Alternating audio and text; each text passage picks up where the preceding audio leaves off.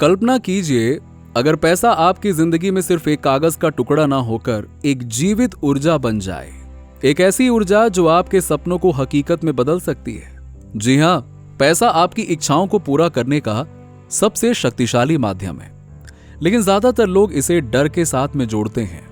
अगर पैसा चला गया तो, अगर कमी हो गई तो, और इसी डर में वो उसी चीज को अपनी जिंदगी से दूर धकेल देते हैं जिसे वो सबसे ज्यादा चाहते हैं। पर यह सच है कि पैसा डर नहीं, प्यार है। जब आप पैसे को प्यार की भावना से देखने लगते हैं ना, जब आप उसे एक दोस्त की तरह महसूस करने लगते हैं ना, तभी आपके जीवन में अबंडेंस का प्रवाह खुलता है। क्या है, कई लोग कहते हैं पैसा मेरा सबसे अच्छा दोस्त है। मैं भी कहता हूं पैसा मेरा बहुत अच्छा दोस्त है, और यही अफर्मेशन धीरे धीरे आपकी हकीकत बन सकती है।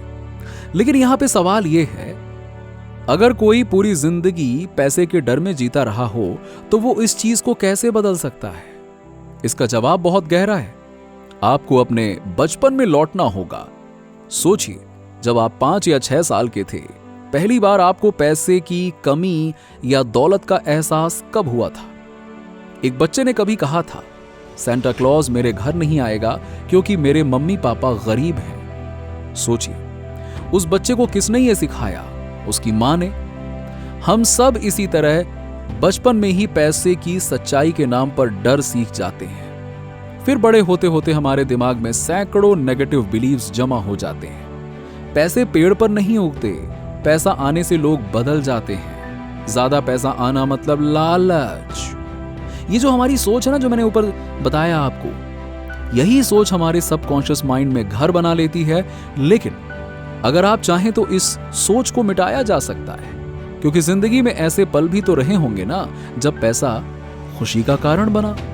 वो पहला तोहफा जो किसी ने आपको दिल से दिया था, वो सफर जिसमें पैसों ने आपकी यादें दी, वो किताब जो आपने खरीदी और जिसने आपकी सोच बदल दी, वो सब हैप्पी मनी ही तो था। वो पैसा जो प्रेम से आया और प्रेम में गया। लेकिन अफसोस, हम नेगेटिव यादें तो रोज याद करते हैं, पर पॉजिटिव एक्सपीरियंसेस को भूल जाते हैं। पैसे के साथ हमारा रिश्ता वैसा ही हो जाता है जैसा किसी पुराने दोस्त से हो जाता है, जिससे हम अब बात नहीं करते क्योंकि पुराने झगड़े याद आते हैं। अगर आप अपने पैसे से फिर से दोस्ती करना चाहते हैं तो सबसे पहले उसे डर से नहीं, आभार से देखना शुरू कीजिए। हर नोट, हर रुपए में थैंक यू की भावना जोड़िए, क्योंकि जब आप पैसों के प्रति आभारी होते हैं तो वही पैसा बार बार आपकी जिंदगी में लौटता है। चलिए अब बात करते हैं समाज और संस्कृतियों की। कुछ देशों में पैसों के बारे में खुलकर बात करना बुरा माना जाता है। लोग सोचते हैं कि अगर मैंने पूछा आप कितना कमाते हैं तो रिश्ता टूट जाएगा। पर जापान जैसे देशों में लोग इस बारे में खुल के बोलते हैं, बात करते हैं, क्योंकि वहां पैसों को व्यक्ति की कीमत नहीं, जिम्मेदारी माना जाता है। वो जानते हैं कि आप कितना कमाते हैं ये बात जरूरी नहीं है, आप उस पैसे से कितना अच्छा करते हैं ये आपकी पहचान है। अच्छा, जापान में एक और दिलचस्प बात है, मैं आपको बताता हूं। वहां के घरों में ना पैसों का कंट्रोल ज्यादातर महिलाओं के पास में होता है। पति कमाते हैं लेकिन पत्नी पैसे को मैनेज करती है। और एक बार एक जापानी महिला ने कहा था कि मुझे पैसों से डर लगता है, मैं बेकार हूं क्योंकि मैं कमाती नहीं। लेकिन जब उससे पूछा गया कि घर के फाइनेंसेस कौन संभालता है, तब उसने कहा वो तो मैं ही संभालती हूं। तो जवाब मिला, तो फिर तुम बिजनेस ओनर हो, तुम्हारा पति तो वर्कर हुआ ना। और उस पल उसने खुद की वैल्यू को पहली बार महसूस किया। अच्छा देखिए, पैसा सिर्फ बैंक अकाउंट का नंबर नहीं होता है, ये आत्मसम्मान, विश्वास और योगदान का प्रतीक है। अगर आप पैसे को सिर्फ सर्वाइवल के लिए देखेंगे तो तनाव बढ़ेगा, लेकिन अगर आप उसे कंट्रीब्यूशन के रूप में देखेंगे कि इस पैसे से मैं किसकी मदद कर सकता हूं, कुछ अच्छा बना सकता हूं, तो वही पैसा हैप्पी मनी बन जाता है।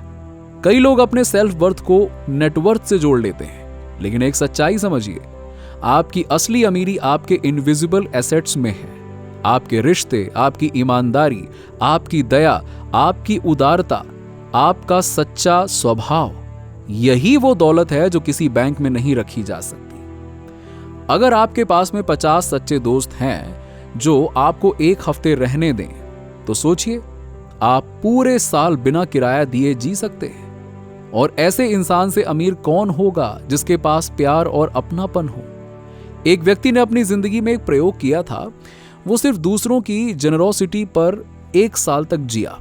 किसी ने उसे खाना खिलाया, किसी ने उसे रहने की जगह दी, और साल के अंत में उसके पास वही पैसे थे जितने शुरुआत में थे, क्योंकि उसने पाया दुनिया में अब भी अच्छाई जिंदा है। यही यूनिवर्सल लॉ ऑफ अट्रैक्शन है। आप जो ऊर्जा भेजते हो वही ऊर्जा लौटती है। अगर आप पैसों के साथ में प्यार, भरोसा और कृतज्ञता भेजते हो तो पैसा आपके पास प्रेम से लौटता है। लेकिन अगर आप उसकी कमी पर ध्यान देते हो तो वही कमी आपके जीवन में और बढ़ती जाती है। पैसे का प्रवाह रोकने का सबसे बड़ा कारण मैं योग्य नहीं हूं वाली सोच है। जब आप खुद को अबंडेंस के योग्य नहीं मानते, पैसा आपके जीवन में ठहर नहीं सकता। आपको यह समझना होगा कि हर व्यक्ति की मनी कंटेनर साइज अलग होती है। कुछ लोग इतने संतुष्ट होते हैं कि कम पैसों में भी बहुत खुश रहते हैं। वो जानते हैं कि अमीरी का मतलब सिर्फ 3 गाड़ियां या एक बड़ा घर नहीं है। असली अमीरी है संतोष। लेकिन अगर आप अपने अंदर का ग्रीड नियंत्रण नहीं कर पाए तो चाहे आपके पास करोड़ों हो, आप फिर भी कमी महसूस करेंगे, क्योंकि दुनिया में हमेशा कोई ना कोई आपसे ज्यादा अमीर होगा। तो सवाल यह है कि कब होगा जब आपको लगेगा कि अब काफी है? और जवाब है जब आप ग्रैटिट्यूड महसूस करेंगे। जब आप हर दिन अपने पैसे, अपने काम और अपने रिश्तों के लिए शुक्रिया कहेंगे, तभी अबंडेंस का प्रवाह बढ़ेगा। याद रखिए, पैसा तब बहता है जब आप उसे रोकते नहीं, जब आप उसे डर से नहीं प्यार से संभालते हैं। जब आप दुनिया को वैल्यू देते हैं तो पैसा उसी वैल्यू के रूप में आपके पास लौट कर आता है। पैसे को अपना दुश्मन नहीं, अपना साथी बनाइए। हर बार जब आप किसी को मदद करते हैं, किसी को एक मील खिलाते हैं, किसी की जरूरत पूरी करते हैं, आप अपनी इनविजिबल एसेट्स बढ़ा रहे होते हैं। और ये इनविजिबल एसेट्स ही हैं जो एक दिन आपको विजिबल रिचनेस दिखाते हैं, शांति, सम्मान और सच्चा सुख। क्योंकि आखिर में असली अमीरी पैसे में नहीं बल्कि उस आत्मविश्वास में है जो कहता है मैं योग्य हूं, मैं प्रेम हूं और पैसा मेरे जीवन में खुशी लाता है। पैसा प्यार है, और जब आप इसे ऐसे महसूस करने लगेंगे तो आपके चारों ओर अबंडेंस का समुद्र उमड़ पड़ेगा।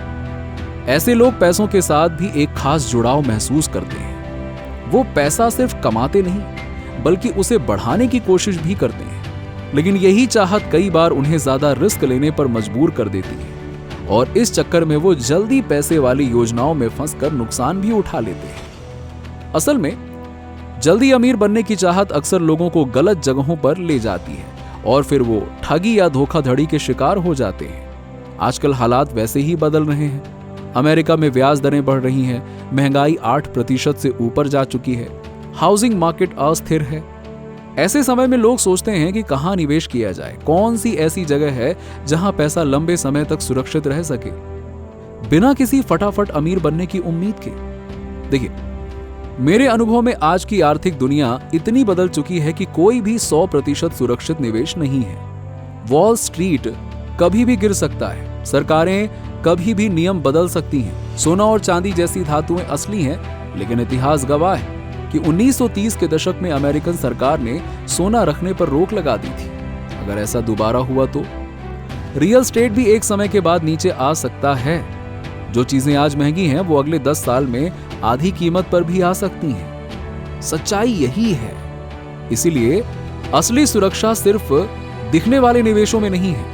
मैं आजकल लोगों को इनविजिबल एसेट्स बनाने की सलाह देता हूं, यानी वो संपत्तियां जो दिखाई नहीं देती लेकिन संकट में आपको संभाल सकती हैं। अगर अचानक आपके सारे पैसे चले जाएं, बैंक अकाउंट्स खाली हो जाएं, सरकार आपके सोने या संपत्ति पर पाबंदी लगा दे तो क्या होगा? उस समय आपका सबसे बड़ा सहारा होगा आपके रिश्ते, आपके दोस्त, आपका नेटवर्क और आपके प्रति लोगों का विश्वास। मैं खुद इस बात का जीता जागता उदाहरण हूं। मैंने पिछले 20 साल में लाखों लोगों को अपनी किताबें मुफ्त में दी। मुफ्त में लेक्चर्स दिए, जरूरतमंदों की मदद की, और इसका नतीजा यह है कि मेरे पास आज लोगों का भरोसा जमा हुआ है। यह भरोसा ही मेरी इनविजिबल बैंक अकाउंट है। अगर मैं आज सब कुछ खो दूं तो भी मुझे डर नहीं लगेगा। मैं अपने दोस्तों को फोन कर सकता हूं और कह सकता हूं, क्या तुम मेरी मदद कर सकते हो? मैं उन्हें अपनी कोई सेवा दे सकता हूं, उनके लिए कुछ नया बना सकता हूं, वो मेरी मदद करेंगे, क्योंकि मैंने पहले उनके दिलों में निवेश किया है। यही है असली इन्वेस्टमेंट, अपने आप में और अपने रिश्तों में। पैसा कमाने और बढ़ाने की चाहत बुरी नहीं है, लेकिन अगर आप सिर्फ पैसों पर भरोसा करेंगे तो एक दिन वो सब खो सकते हैं। लेकिन अगर आप लोगों के दिलों में जगह बनाते हैं, अपने काम से विश्वसनीयता कमाते हैं, तो आप फिर से शुरुआत कर सकते हैं। इसलिए पहला कदम है अपने भीतर शांति पैदा करना। रोज अपनी बरकतें गिनना शुरू कीजिए। जो कुछ आपके पास में है उसके लिए धन्यवाद दीजिए। पैसे को आशीर्वाद दीजिए। जब पैसा आपके पास आए तो मन में कहिए, धन्यवाद इस पैसे के लिए। जब बिल चुकाएं तो मन में कहिए, धन्यवाद कि मेरे पास इतना अबंडेंस है कि मैं ये चुका सकता हूं। ये छोटी छोटी आदतें आपके भीतर स्थिरता पैदा करती हैं। दूसरा कदम है अपनी इन्वेंट्री तैयार करना। इसका मतलब सिर्फ ये नहीं है कि आपके पास कितनी संपत्ति है, इसमें आपकी भावनाएं, आपकी प्रतिभाएं, आपके गिफ्ट्स भी आते हैं। बहुत से लोग अपनी छिपी हुई क्षमताओं को जानते ही नहीं हैं। मैंने खुद 33 साल की उम्र के बाद लिखना शुरू किया।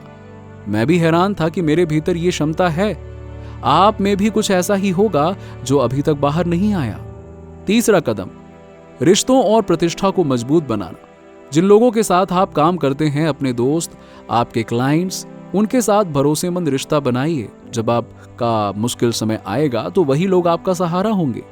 दुनिया अगले कुछ सालों में और भी अनिश्चित होने वाली है। चुनाव, देशों के बीच तनाव, सप्लाई चेन की समस्याएं, ऊर्जा की कमी, सब मिलकर एक तरह का दबाव बना रहे हैं। लेकिन हमें घबराने की जरूरत नहीं है। 100 साल पहले के हालात इससे भी बुरे थे।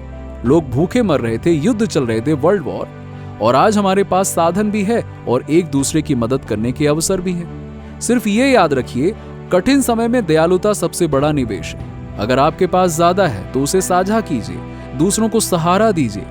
यही भावना एक नया आर्थिक तंत्र बनाएगी, एक ऐसा तंत्र जहां भरोसा और सहयोग सबसे कीमती संपत्ति होगी। अगर आप आज से इन 3 कदमों पर काम शुरू करते हैं, पहला, अपने भीतर शांति और आभार लाना। दूसरा, अपनी भावनात्मक और प्रतिभा की इन्वेंटरी बनाना। तीसरा, रिश्तों और प्रतिष्ठा को मजबूत करना। तो चाहे दुनिया में कितने भी बदलाव क्यों ना आए, आप हर स्थिति से फिर से उठ सकते हैं। पैसा आएगा और जाएगा, लेकिन जो भरोसा और संबंध आज आप बना रहे हैं ना, वही आपका सबसे बड़ा सहारा होगा। तो कमेंट में थैंक यू यूनिवर्स जरूर लिखिए और वीडियो को लाइक करिए, शेयर करिए, और ऐसे ही वीडियोस के लिए सब्सक्राइब कीजिए।